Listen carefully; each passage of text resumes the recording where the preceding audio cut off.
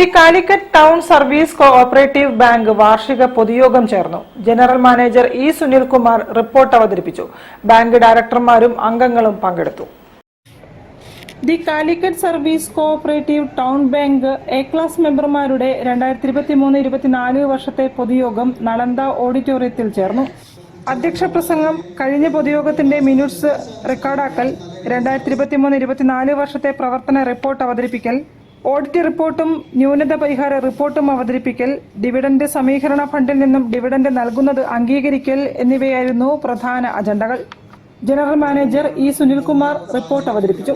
എല്ലാ പ്രതിസന്ധികളും അതിജീവിച്ചുകൊണ്ട് സഹകരണ മേഖല കൂടുതൽ കരുത്തോടെ ഉജ്ജ്വലമായി മുന്നോട്ട് കൊണ്ടുപോകാൻ നമുക്ക് കഴിയേണ്ടതുണ്ട് എന്ന് മാത്രം പറഞ്ഞുകൊണ്ട് കഴിഞ്ഞകാല പ്രവർത്തനത്തിൽ ഏറ്റവും നല്ല രീതിയിൽ തന്നെ സഹകരിച്ചിട്ടുണ്ട്. നിങ്ങൾ ഓരോരുത്തരും ഈ സഹകരണ ബാങ്കിനെ ഹൃദയത്തോടെ ചേർത്ത് വെച്ചാണ് 25 വർഷം സിൽവർ ജൂബിലി കഴിഞ്ഞിരിക്കുന്ന പിന്നീട് ഈ അവസ്ഥയിൽ ഹൃദയത്തോട് ചേർത്തുകൊണ്ടാണ് നിങ്ങൾ ഈ ബാങ്കിനെ മുന്നോട്ട് കൊണ്ടുപോയിട്ടുള്ളത്, സഹായിച്ചിട്ടുള്ളത്, പിന്തുണ നൽകിയിട്ടുള്ളത്. അത് തികഞ്ഞ ചാരിതാർത്ഥ്യത്തോടെ ഓർമ്മിക്കുകയാണ് ഈ അവസരത്തിൽ. വരും കാലങ്ങളിലും നിങ്ങളുടെ ഹൃദയമായ സഹകരണം ഉണ്ടാവണം. ചെയർമാൻ TV നിർമ്മലൻ അധ്യക്ഷനായിരുന്നു.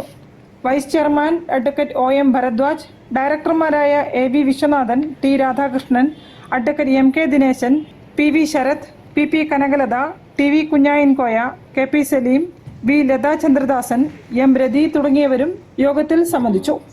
News bureau, Kozhikode. വാർത്തകളിൽ ഒരു ഇടവേള കൂടി. ക്യാൻസറിനെതിരെ പൊരുതാനായി കാലിക്കറ്റ് സിറ്റി സർവീസ് സഹകരണ ബാങ്കും MVR ക്യാൻസർ സെന്ററും സംയുക്തമായി അവതരിപ്പിക്കുന്ന ക്യാൻസർ ചികിത്സാ സഹായ പദ്ധതിയാണ് മാസ് കെയർ.